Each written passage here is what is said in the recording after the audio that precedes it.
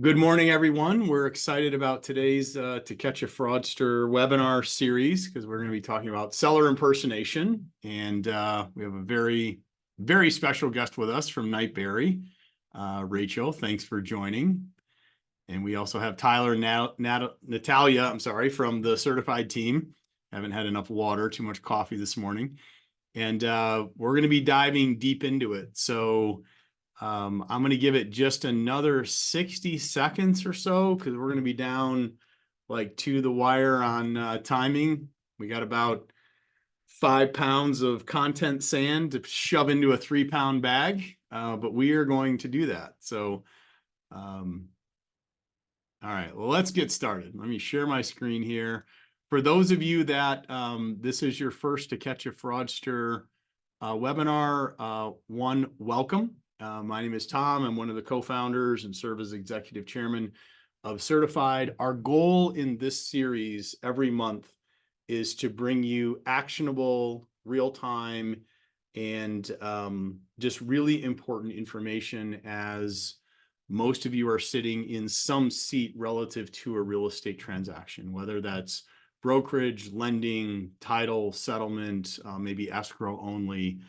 And really, it's evolved into like this see something, say something forum where we bring on experts like Rachel and we bring on our product team and we start to really peel back the onion and dissect what are the threats out there and how do we think from a leadership and a more clinical perspective of how we solve them at scale. So I am going to share my screen here. We're going to jump right in. I will ask Natalia, thumbs up. Can you see my screen okay? All right, awesome. Rachel is with us. Rachel is Chief Closing and Compliance Officer for Nightberry. For those of you that are not familiar with Nightberry, she didn't pay me to say this. I would put them at the top of the peer group from a title perspective.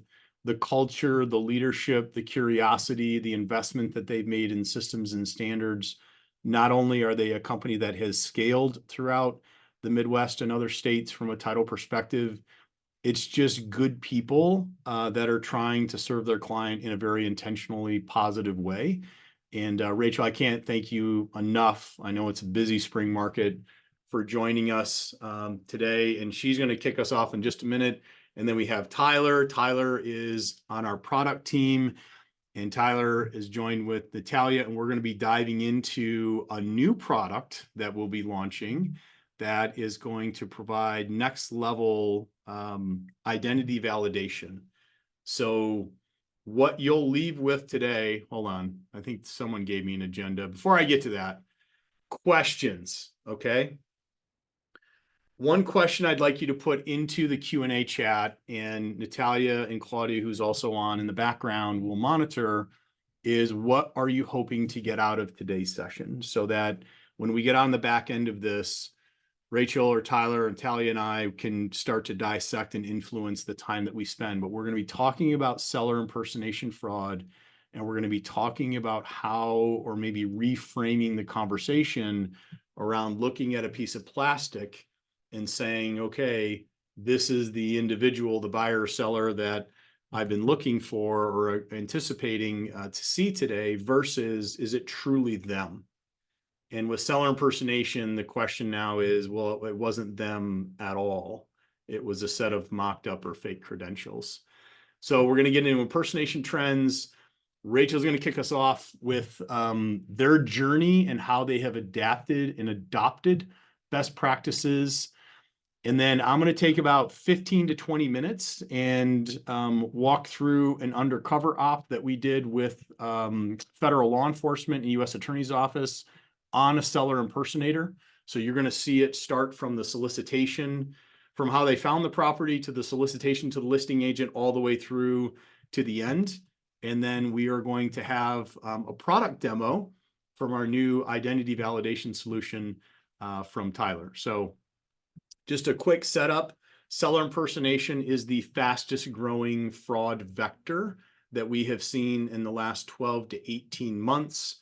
We're seeing more and more of that. Our state of wire fraud survey You can see that almost 80% of those surveyed said we saw more of that. Seminal cases around the country are now in court. The Kensenberg case is a classic example of a medical professional that grew up on the lot next to this home that you see here. He goes on an extended vacation and comes back to that house being built. And they are in litigation right now because he simply walked over next door and said, please remove the structure, replant my grass and trees.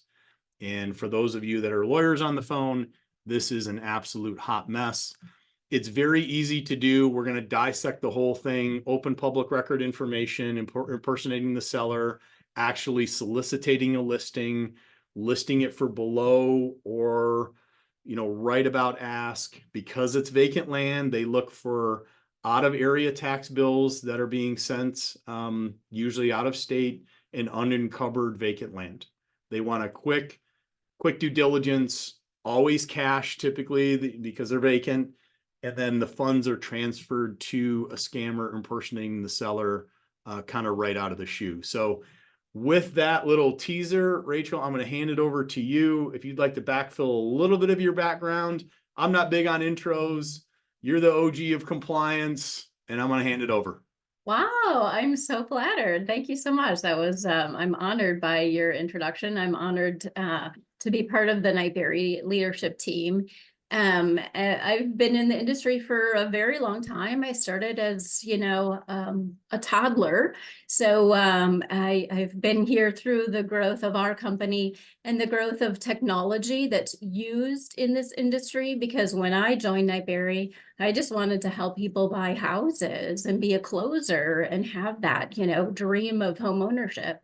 And here we are, talking about geolocation and all of these other technological things that I have still don't even know half of what it all is. So I'm honored to be here and to be a panelist. Thank you so much for inviting me.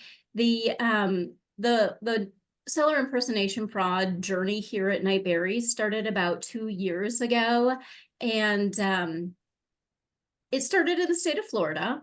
It took a bit of time to kind of morph into this Midwest area, which is where I sit. I sit in the state of Wisconsin, and it is still going full circle, right? Just as we know in your title company in Michigan, here in Wisconsin, in Florida, it continues.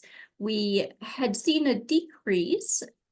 I say that just with a bit of bated breath because as soon as we say that, another one pops in, right? So we had seen a bit of a decrease. And when I said that out loud in our preparation call, we had one come in right exactly that same day. So that was ironic and fascinating at the same time, because we did the same thing that you all did, is we kind of fished that seller. We strung them along a bit to see how we could see that fraud come into play.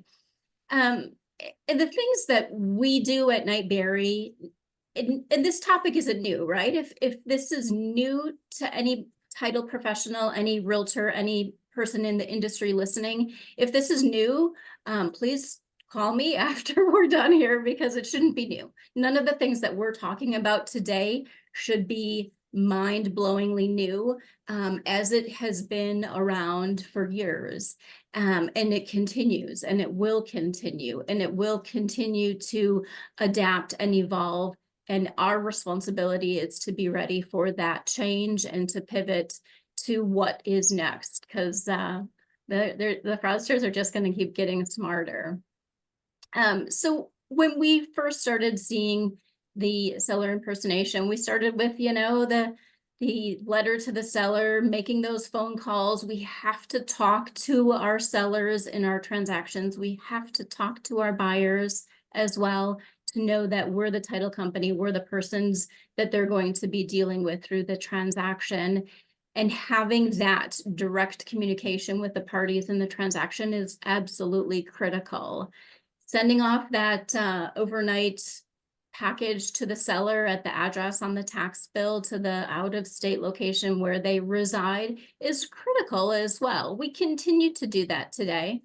Sometimes we receive a response, sometimes we don't. Sometimes that actual seller either doesn't want to engage, doesn't understand what's happening, or maybe isn't even at that address either that's listed on the tax bill. So the best practices that are laid out, and not just by Nightberry, these are Alta's standard practices to do for seller impersonation. You've seen it from Alta, you've seen it from all the underwriters have that same list of protocol.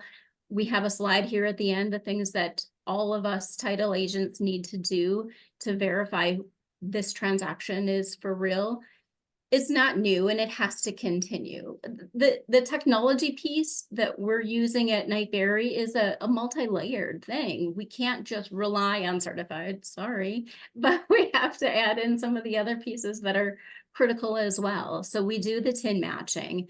We have to control that signing, knowing that the seller isn't going to want to sign up for a remote online notarization session. They're going to want to hire their own notary. So the things that we implemented and have found success in is to control that transaction as much as possible by hiring that notary through any type of web-based signing service, because every fraudster seller is going to want to have their own notary, or sorry to say, their own attorney authenticate that deed to spoof the seller. The ID validation that CertifID is going to be showing us today is something that we've been waiting for and are excited to be part of. We also know that there is different technology with the banking services, knowing that we can do an account verification because, of course, this fraud seller is going to give you some not real wiring instructions. And it's imperative to all the closing agents out there to make sure that account is correct. So sure, of course, using the certified piece to obtain that information is critical. But it's also fun to run that through the validation services as well that our banking partners have available to us.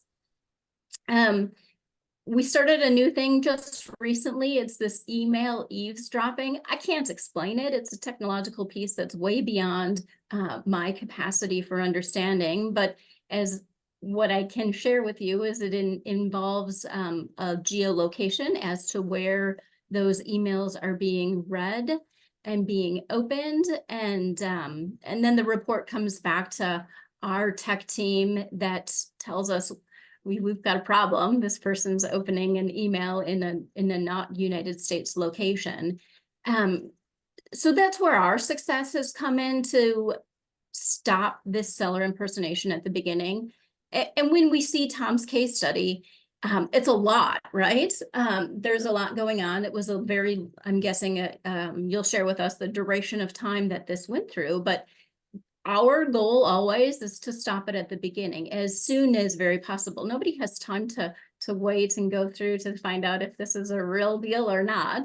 We don't have time. We have real deals that we actually do want to close, and we have realtors that have sellers that they have met with and will bring to the office in person to sign documents. So our goal always is to just stop it as very soon at the very beginning as possible. So we're using our time wisely, as it's lacking so much often these days in the spring market.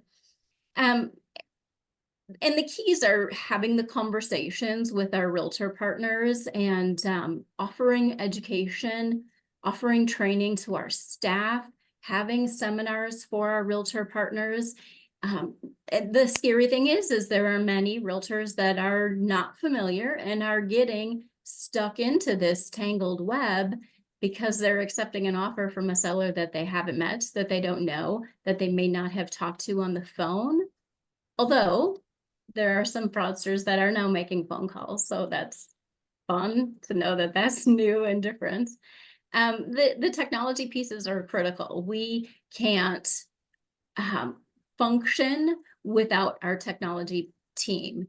And I'm fairly certain you said that last month too on your webinar with your Secret Service folks and the other technology companies that are available. I don't know any of that stuff, right? But we have people. We have a fantastic infrastructure at Nightberry that we have knowing others have our back and are constantly watching these things. And if I have questions, I know who to call, and I will call them right away to find out if there is something going on that should be addressed quickly. So for the title agents out there that don't have those technological pieces in place, that's my urge to you, is that you find out what you can put into place, who you can contact, and how to make that part of your definite plan for safety and security, because paying that cost out of your operating account is easy compared to having a claim, compared to having a seller lose money, compared to having an underwriter come in and knock on your door for an audit. So those different programs and pieces of technology are absolutely critical to implement in our day-to-day. And Tom, I'm super excited to see your case study and have you go through that with us. No, so Sherry from Knightberry just sent me a chat. So the First you did. Kinzenberg case was recently settled. Think about this, by stip and order, quieting title into Dr. Kenzenberg. Oh, So does that mean he gets a oh, free house? that was a $1.5 million build. And he gets the property back, assumingly free and clear. So somebody writes House. that I could not find precedent on this because this is such a new thing. So that is a check going to likely a buyer from, I'm assuming, the buyer's agent and brokerage, and either the law firm or the title company that was in the middle of that kind of broke down on failing to verify it was actually the property owner, Dr. Kenzenberg, in the first place. Title company will be writing the check. Okay, there we go. Rachel, I appreciate the candor. If you hear me or anyone on our team saying that Certified is a silver bullet and a one-all be-all solution, we are being deep faked. So I subscribe to exactly what you're saying, is that layers of security in anything technology or loss control related has an exponential effect for good. So it's not one layer plus one layer plus one layer is 3 points of defense. It could be 100 points of defense, because the things that we're looking at regarding like the conventional wisdom around identity verification was simply the driver's license or the passport, and 99% of the time it was the driver's license, right? Well, I'm going to show you right now, what if the property owner's identity has been completely compromised before the scam begins, identities were created, and bank accounts opened in the name of the actual property owner. So to give a little spoiler alert, let's go down the rabbit hole of a seller impersonation scam. As mentioned, I have my title owner hat on, just like Rachel at Knightberry. They're a curious group. They're going to run the line out on these guys to see how much they can find. But this is a full dissection of about a 3-week process. If you haven't asked your closing teams, what is the average cycle time between order and closing on a vacant land? For our operations, it's 15 days.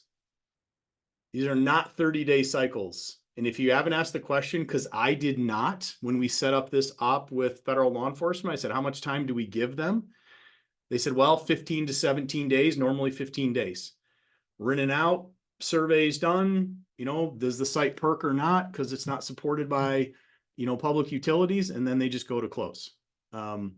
So this case study really was designed to try to get federal law enforcement undercover to close in front of an impersonator, and then see ultimately how large is the conspiracy and who's behind it, honestly. Because the challenge that we face as an industry is that a U.S. attorney is not going to open up an investigation for a single seller impersonation incident.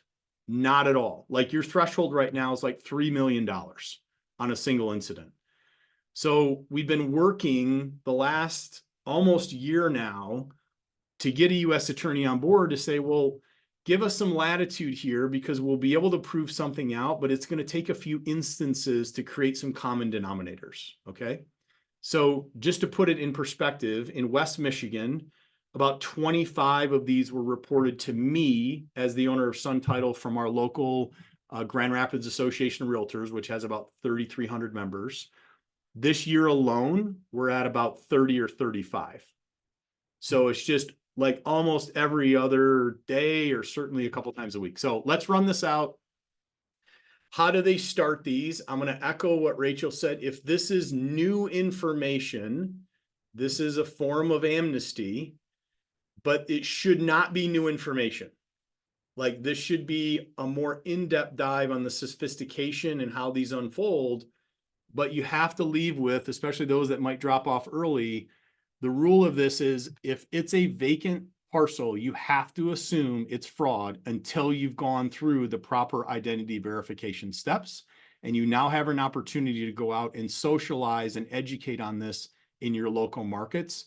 And you will look like a hero because this is coming at a time where listings are at all-time lows. All the agents want to jump on these really nice properties that are lakefront and they're sitting in cul-de-sacs and they're improved. They're not improved, but they could easily be improved. So how do they identify it? They just go to the public record. Unlike other wire fraud, you don't need an email compromised at all to start a seller impersonation fraud. You just simply start with Google. This was a case where it was a very valuable lot sitting in a suburb of Grand Rapids. They go to the tax record. They will use the tax bill address to formulate the address on the fake ID. And they like to see out of state. In this case, it was a Grand Rapids address. So I'm just going to, you'll see why this is important in a minute. We're going to map the location. So property in Grand Rapids. Then a solicitation comes in. These are typically verified leads. This was the solicitation to the listing agent. I received permission from the listing agent, the association, federal law enforcement, and the real property owner to educate on this. So I'm not off on the range without consent. Hello, Gerald. I have a property to sell, an empty lot, property address. That's how these come in. What did the listing agent see? So the listing agent receives that. And this is like left to right, top to bottom, the flow of communication. I'm going to go through this quickly because I've only got about 15 minutes left. Thanks for reaching out. Happy to spread the word. Can you tell me a little bit about it? Acreage size, blah, blah, blah. 2.3 acres. They can get that on GIS. So they knew the acreage. And I want to list it for 150. So he said, great, I'll check it out tomorrow. Do you have a time that works best? Maybe we could meet on the property. You will always get a response that says, I can't meet on the property for some reason. Here's my phone number. I'm currently out of town. You can check it out. Do your research. Give me a call. Not bad language. Nothing weird on that email. So agent comes back. Hey, man, I walked the site. I'll be able to have it sold tomorrow. He had a builder in his back pocket that he knew 150 grand. This thing's worth 250 all day long. Like, I'll buy it, build a spec and sell it, put it under contract, do not list it.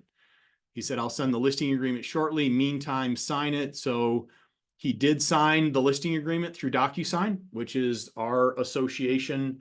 We were able to get some metadata off of that with the help of our friends at the Fed. And then this was interesting. They put the purchase agreement together and he says, attached, please find the purchase agreement. Title company, Chicago Title will have to order a notary. So Chicago Title had their standards, which was great, saying you're not going to control the notary, which is exactly, you can never let them control the notary. Hey, Daniel, just wanted to double check. So he blinked on that. When the agent said, my title company has to control the notary, it took a day for the fraudster to respond. And it was significant because the response in the pink shade there is what he came back with. And this is what you need to educate your teams on. I don't want a notary service. I have a family friend who does notary services. He's the one that notarizes all my documents, and I've informed him already, and he'll be the one to do this. So please, have the closing team email me the closing docs. I'll go over to him, get it notarized with the witness, which is not required in Michigan, and FedEx the originals back to you. And he's proposing that he has a FedEx return label. This is the email that has so many red flags and flares that you need to train your teams and you need to train ultimately your customers to be aware. I mean, there's just so many things wrong with that. Purchase agreement was actually fully executed through DocuSign at $150,000. And the listing agent gets suspicious, which is great because we've been training so hard in our market about seller impersonation fraud for the last 12 months. The whole notary thing was weird.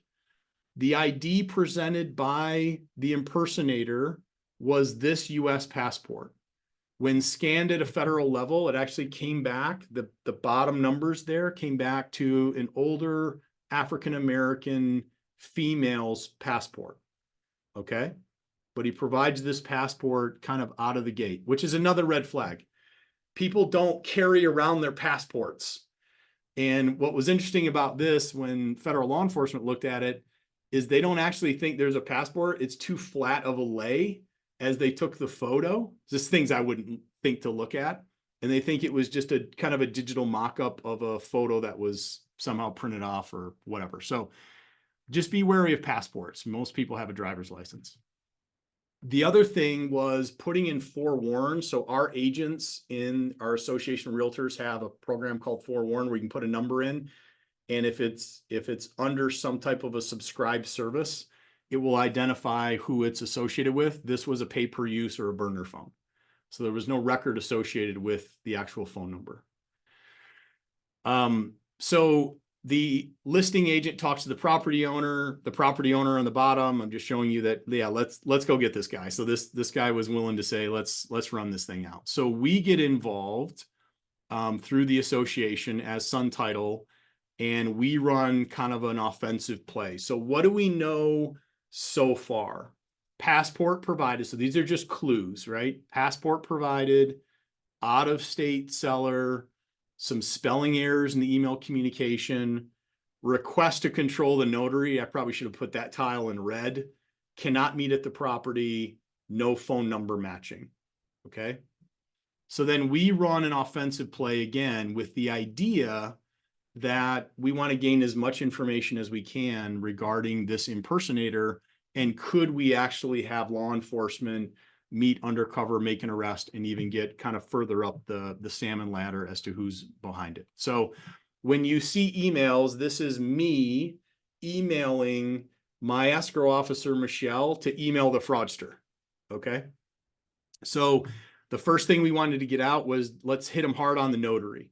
We use a national notary service. I'd like to arrange one to send you. How does your schedule look next week or the following? He cuts and pastes the email that he had to the agent, the same exact email saying, I got a buddy, send me the docs by email and I'll attach the FedEx label. There was no FedEx attached. And so when I talked to law enforcement about that, I said, hey, I'm not sure we're going to be able to get this guy in person. They were really intrigued if a notary was actually working on behalf of this syndicate. So we said, let's run this thing right out. So we did. We said, great, we'll play along, right? You got a notary, one less thing we have to do in our workflow, puts together a name. Remember, he was not a he. It was this Jessica located in Tampa. So I'm masking some of her identity, but we did do a match and there's a commission notary in Tampa under the name Jessica, and I'll leave her last name off for privacy reasons. So now we have Tampa and Grand Rapids in play, and we sent them certified. And as Rachel has mentioned, you got to get some digital insights as to where these people are located. Immediately failed certified on a digital basis. Okay. Then we analyzed the email in the email header and the geolocation.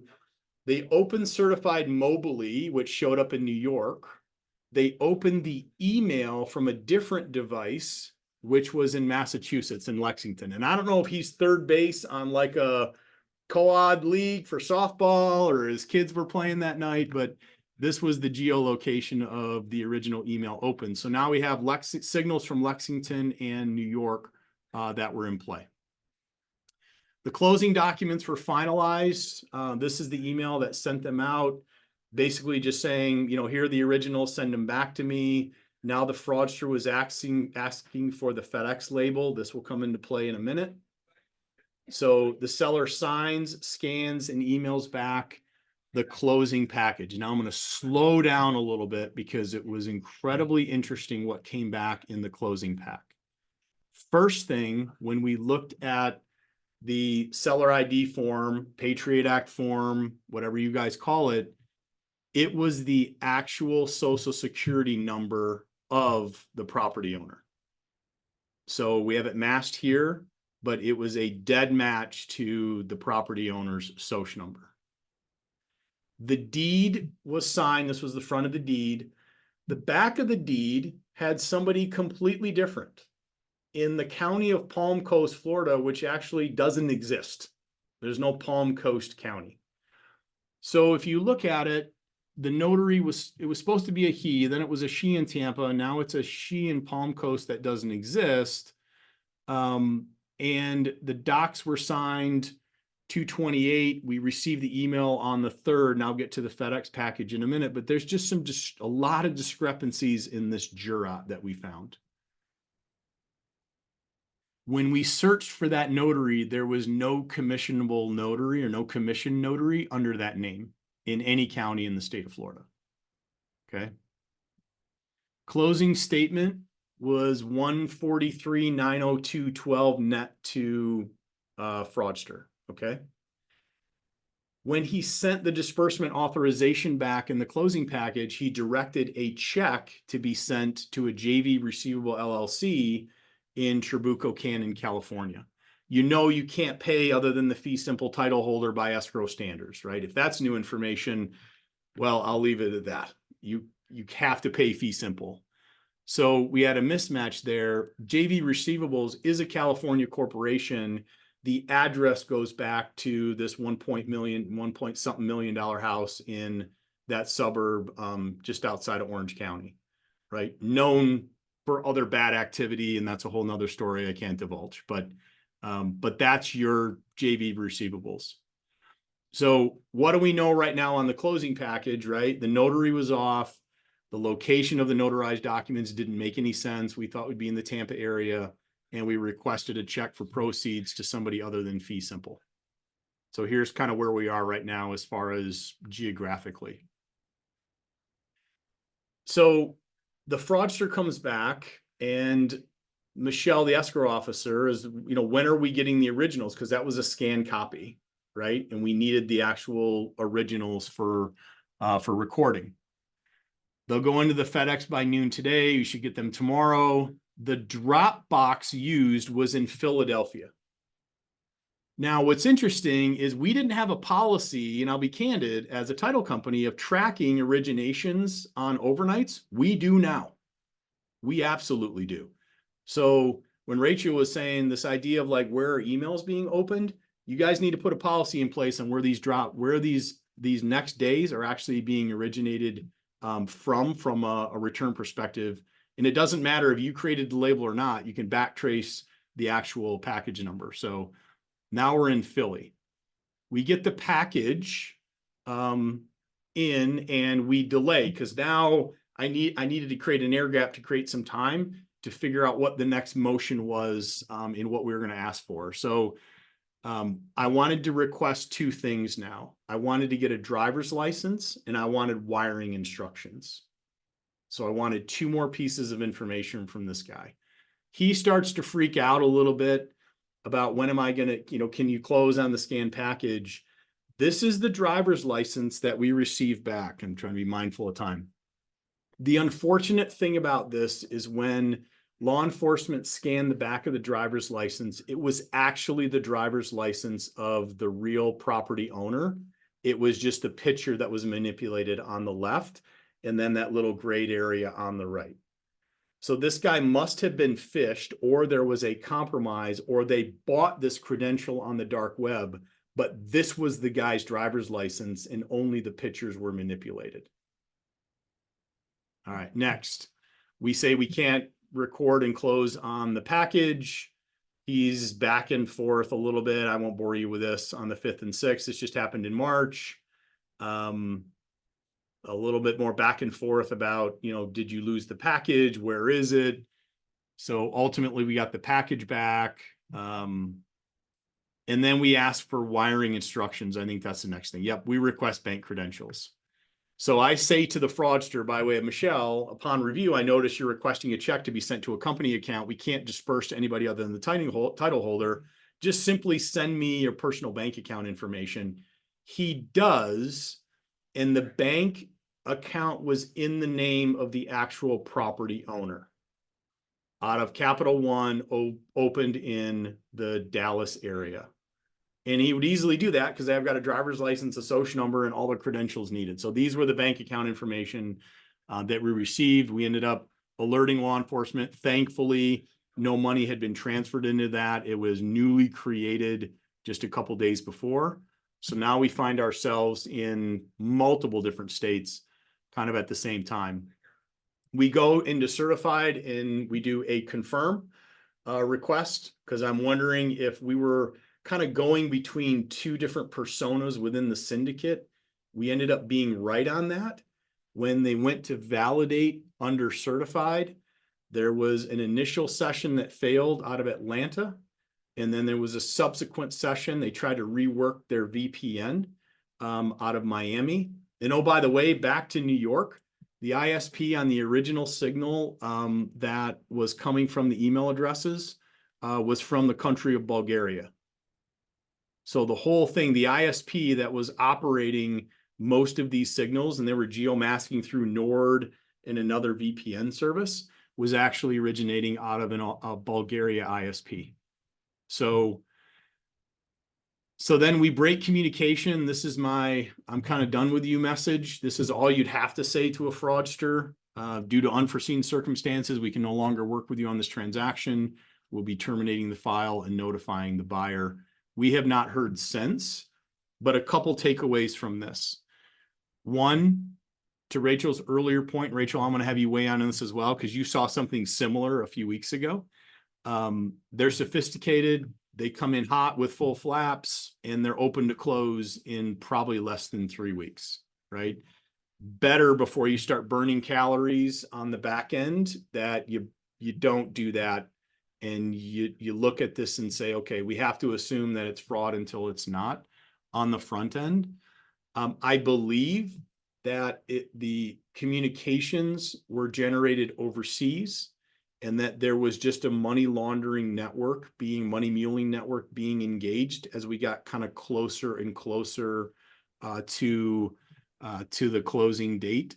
This was a pro job because they set up expectations that they were never going to show up for closing. So we ran that out because we thought maybe there was a notary tied into it, which law enforcement was very intrigued by. I've got another one running right now. And for those of you that are certified customers, I will say this with great delight. They know who certified is, and they will not go through the certified platform. And it looks like they are going to kill a transaction where they think they're going to get over almost $300,000 on a payout. And they simply won't go any further because they know that we're about ready to beam certified at them. And the end game of that is, going to end here anyway. So I was surprised by this. And as you can imagine, we see a lot of stuff on a daily basis. But I just want to emphasize, like, so well coordinated. They invested in a full identity profile of the property owner before they even initiated contact with the listing agent. So just sit on that a second.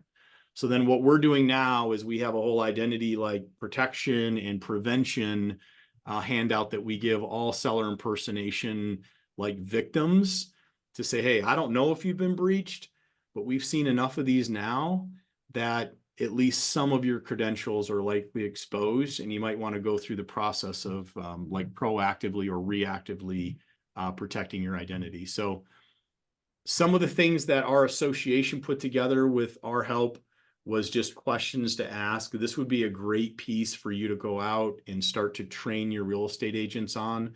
Better they identify it like on day 1 than day 5 after everything is kind of like codified in the purchase agreement and you're opening up title on it. So I'll let this sit a second, and then Rachel, anything you'd like to backfill? Otherwise, I'm going to hand it over to Tyler. We're doing good on time. Yeah, absolutely. The thing that we see mirrored your case to the case that we were working on the past couple of weeks as well. The emails sound fine. There is not easily identifiable misused language in the email correspondence. And that's a big shift in the past 2 years, right? So these fraudsters are getting smarter. Maybe they're using AI to draft their emails. The fraudster we were working with, we had conversations on the phone. We were able to call them. They would talk to us. And that's very scary as well when we consider the potential for deep fake, right? The notary on your deed that you showed us, Tom, that was a really fancy gold seal. I don't know how many notaries out there in the world have really fancy gold seals. I don't. But some of those things that are different as far as the flags that are adapting, evolving, and changing that we have to be ready for. We have to be aware that something new and different is going to happen next, right? Our fraud seller had the seller's driver's license, had the seller's tax ID numbers, same situation. And we're trying to reach that real seller, that real property owner, and they haven't corresponded with us. And that's the thing that kind of bugs me on the inside a lot, is that person doesn't necessarily know that someone has stolen their identity and is using it for bad. And that's very scary.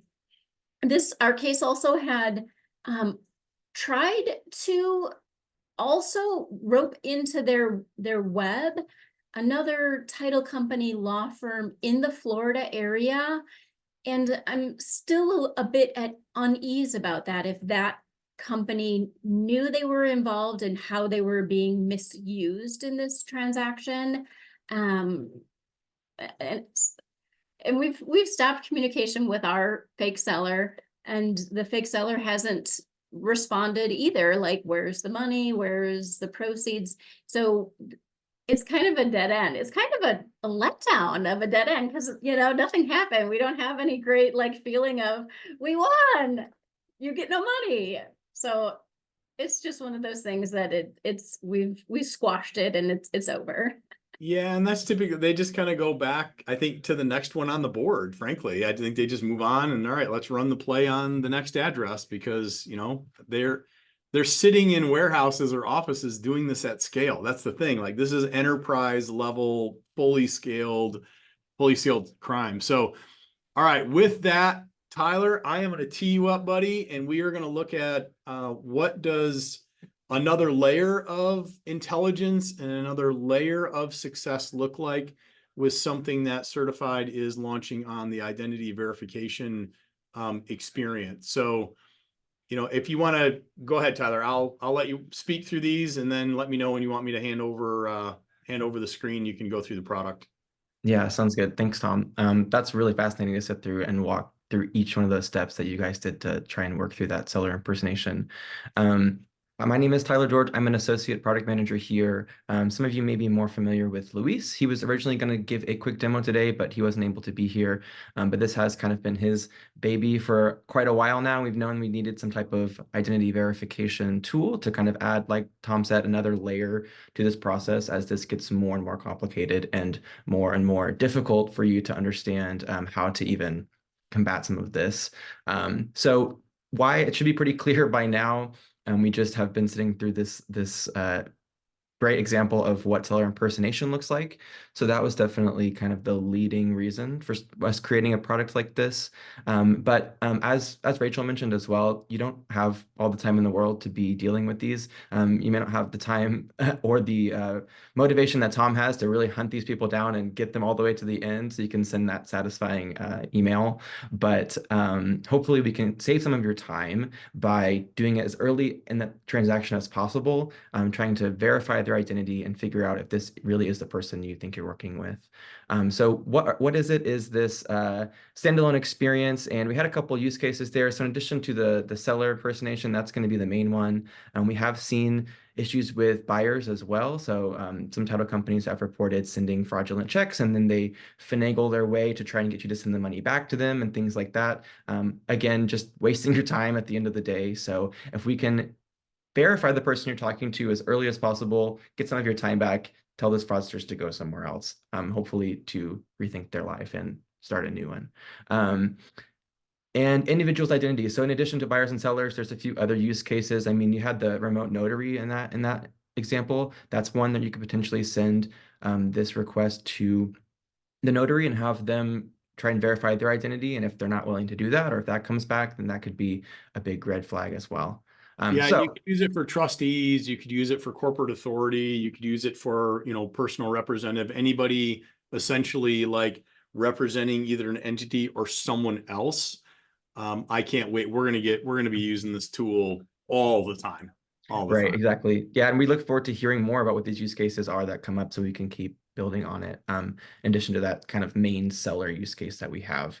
So with that, I'm going to go ahead and give you a quick overview of what it actually looks like. I know this is hopefully the exciting part, so you can see, well, what can you do about it? So let me share my screen. And while he's spinning that up, Rachel, I don't know if you'll agree with what I'm going to say. I believe that within the next 12 months, we'll be approaching a world where identity verification is just part of file opening. Before title starts, we just make sure that everybody is who they say they are, and then we'll start to do some work. Absolutely. And that goes along with that, those phone calls, those early communication with the parties on the transaction is getting that up front before you're spending money, before you have out-of-pocket expenses, before you're ordering text letters or anything. Absolutely, that needs to be part of the process. There we go. Can we see this? Okay, perfect. So as we mentioned, we have this new standalone tool in addition to what we have currently offered on CertifID. And the first thing when this is turned on, what you'll see is this new identities page. And I'll go through each of these in a little bit more detail in a minute. But the big difference here is when you go up to new, in addition to sending a collect and confirm request or validating a payoff, you'll now see the opportunity to verify an identity. So you'll click new, click verify an identity, and it's going to open up this form here for you to fill out. And we mentioned doing this early on, so hopefully there is less required information for creating one of these requests. All you'll need is the name of the person you're trying to identify, as well as one form of contact. So you'll need either their email address or their phone number. But you'll start here at the top. So typically it'll be a seller we're going to try and verify. You can also select buyer if that's what you're doing, or other. We mentioned some of those other use cases. Real estate agent is an example, notary, things like that. But we'll go back to seller. So you'll fill in their name, and then you'll fill in one point of contact information, and that will be either if you want them to receive a text message or an email, according to what you've entered here. There's some additional fields that are optional. You can enter their property address, custom message, file number, all of that, if you want to include that on your request as well. And that's all you'll need. All you do is you just enter that, and then you click send, and you are ready to go. There's going to be a link here with some resources for what the end user will see. So feel free to check those out. I'll probably be talking a little fast, but you can always refer to those moving forward. So once you send that off, that'll update here and show up as sent, and it's going to include all that information that you entered previously. And then I'm actually going to switch over to the client flow so you can see what it looks like from the perspective of that person who's receiving this request. So they're going to get this email if they did get that email option, and it's going to come from CertifID, but it's going to have your company logo listed here at the top. And it's going to give them just a quick overview of what they need. So it's going to be a two-step process, which is their government ID as well as a photo of themselves. So as long as they have those two things, then they will be all set to verify. They'll have some links here to show if they want to learn more about CertifID or learn more about fraud, they'll be able to do that as well. If they were to receive a text message, it's pretty pared down, but it will still have that link that they can click to get started. So once they are ready, we'll go ahead and click on verify your identity. It's going to load up. Again, it's going to outline those two steps for them, scanning their ID, taking a photo. And this really is, they're both scans actually, so they're more than just uploading a photo image. It's taking a live scan of these two documents. And again, why am I doing this? So if they did want to learn more about fraud, they're going to be linked below to look into that a little bit further. Otherwise, they'll click Get Started. It's going to secure their connection, and this is where they select their ID type. So they are going to have a couple of options for different types of IDs that they can use. Most common is going to be a driver's license or an ID card, so that will be listed out here. Otherwise, they can use their passport or some additional documentations here.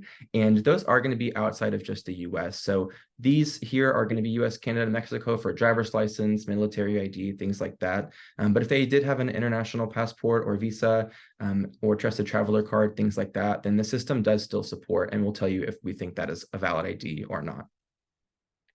Typically, we'll use driver's license. I know Tom mentioned early on that anything other than that might be a red flag in and of itself. So you'll be able to see what type of ID they submit. But we'll go with license today. They will need to allow camera permissions in order for us to take these photos and scans. And then all they'll do is scan the front of their driver's license here. They do want to be in a well-lit area with a dark background, so we can make sure we capture that. And this is similar to how you would scan a check if you've ever done that on like a mobile banking app, or scanning a QR code where it's kind of looking for the things and it's going to guide you along the way there. So once it gets a clear picture of that, it's going to ask if they want to retake it or if it looks good, so they can make sure that it looks good. And then they'll scan the barcode. And this is the part where it's going to scan not only, so we're doing a number of things along the process here. We're scanning all of the information, we're scanning the photo, we're also scanning this barcode and running it up against what might come back. So I know in the example Tom shared, everything to my eye looked good on the front of that card. And then he said the back was actually legitimate. But there's a number of layers in place here that would have caught that, oh, that photo is not correct. So just keeping that in mind. But once this does scan, it's going to prompt them to go into the next step here, which is scanning their face. And there's a biometric policy they can view, but otherwise we will accept and continue. They'll need to allow the camera one more time, and it's going to point them in the direction to make sure we can capture a good image of their face as well. And this isn't just taking a photo, it is actually doing a liveness detection as well. So that way they can't hold up a super high res photo or, you know, a picture on their phone or something and try to trick it. We do have the technology in place here just to make sure that it is a live person. And then once they do that, that's going to be pretty much the end for them. It's going to submit. We're going to allow pretty much everyone to get through to this final stage, but that doesn't mean that they are verified. It's going to just mean that they've completed it, and that's going to come back to the Identities tab here with the appropriate status. So I'll go through a couple of these statuses really quick. Sent is pretty straightforward. Started means that they've received it and have clicked on that link and to get started. On each of these pages, you'll see a quick activity log as well as all those details that you've entered. The next one is verified, and this is the one that you're going to hope for. Obviously, you'll see a little thumbnail of that selfie, so you can make sure that this is the person you think you're talking to. And then you'll also be able to view the ID, so you can take a look at that as well. And you can download those for your records if you'd like. But otherwise, it's going to tell you, yes, we ran all of our checks. Everything looks good. We think this person is who they say they are and is a valid ID. It is different from verified, just to point out, it's different from certified because there's no financial information being exchanged here. So it's not going to be insured in the way that the banking details request would be insured. But we can give you a pretty confident status here that we think it is a valid ID. So again, it's one of those layers that can help you. The next status you will see potentially is unable to verify.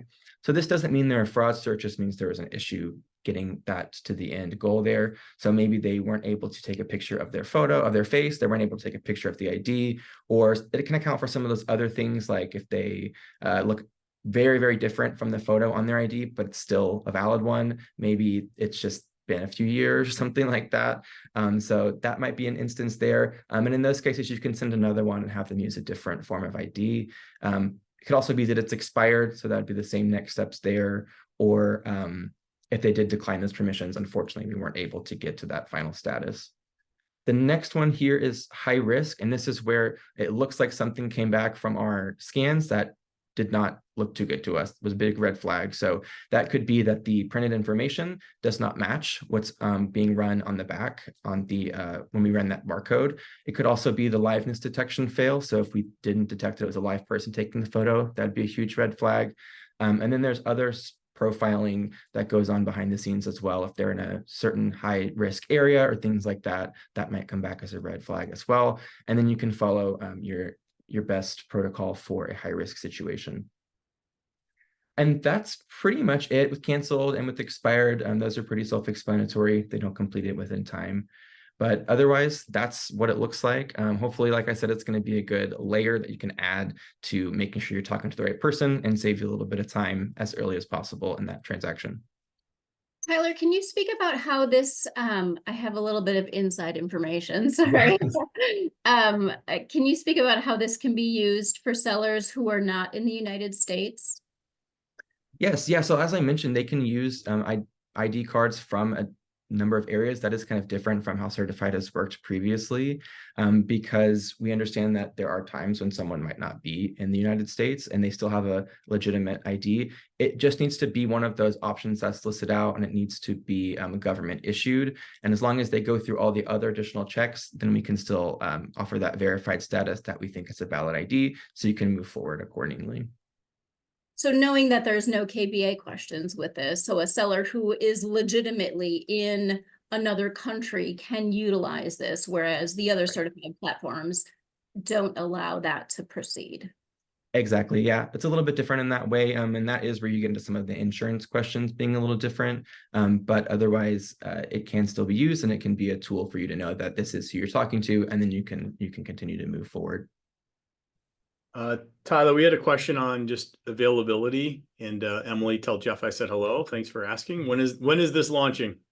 Yeah, so we're still doing a little bit of last minute testing here, and we have a beta rolling out very soon, I believe next week. So if you're part of that beta, I know Rachel's probably excited about that. If you're part of that beta, you should already be in contact with your customer success manager and know that that's coming. And then we're looking to do a full rollout towards the end of the month. So it should be coming pretty quickly for the rest of everyone as well. So this is what I believe as it relates to, let me stop sharing my screen here. Stop participant sharing. Everybody is looking for an angle right now in market, right? So the real estate agents are about ready to get disrupted as of, I guess, middle of August now, not July, with the new NAR rules. There's the attorney opinion. There's just a lot of noise around the cost to open and close a transactional envelope for buyers and sellers. It's going to get politicized in the campaign and has already started to. We can't control all those forces. What we can do is to have a very clear voice around this important issue to say, look, not on our watch. We're putting in all the layers like Mark Nightberry and Sun Title and all the hundreds and hundreds and hundreds of customers and underwriters on the platform on a daily basis. But I would encourage you to go out and win in market on this. You're going to get cultural lift in as your employees because you're empowering them to keep their job secure and the company safe, but educating through the, through the Association of Realtors, through your top clients, and provide something that they can win. If there's in a competitive listing situation and all of a sudden they're the only one that says, look, I can also protect the integrity of the money transfers and making sure everybody is who they say they are, or educate buyer's agents to call the listing agent and say, look, before I close on this vacant piece of property, how do you know, listing agent, that you're dealing with the seller? Like, those are things that are going to distinguish you in your local market versus title companies that don't identify, no pun intended, that identity is an issue, right? Because it's going to be, they're in two camps. You've either seen this and get hit with it, or you're about to see it and you're about to get hit with it. Do you agree with that, Rachel? Like, this is just happening. Absolutely. When we talk about fraud in general, and there's so many different kinds, the question isn't if, the question is when. That's the reality. And it's terrifying, right? I mean, it's not something that I worry about constantly when we speak about that F word. It's really an everyday conversation. 100%. Well, we are at time, a minute over. I can't thank everyone enough for staying on. Rachel, as always, and the Nightberry team, Such a great partner and thought leaders, and you can pay me later for these nice nice compliments, but I mean that, and thank you for the candor. You know, you're willing to share that because you're not doing anything wrong, you're doing everything right, but yet you're still seeing these instances, and that's a win. We can talk about these instances that didn't occur. We can talk about the post game on what we learned from these things so that we can have an open forum just to be better as an industry. And if we don't get better as an industry on this, I would argue there's a whole nother back end of regulation or guidance from the CFPB that could put us in a much more precarious spot as an industry. This is something I think we have to manage down. Identity, funds transfer, let's push them off into some other industry category or just snuff it out altogether. So, all right, I'm off my stump. Tyler, Natalia, great job. With that, guys, we're going to close this out. Stay safe, and we will see you next month.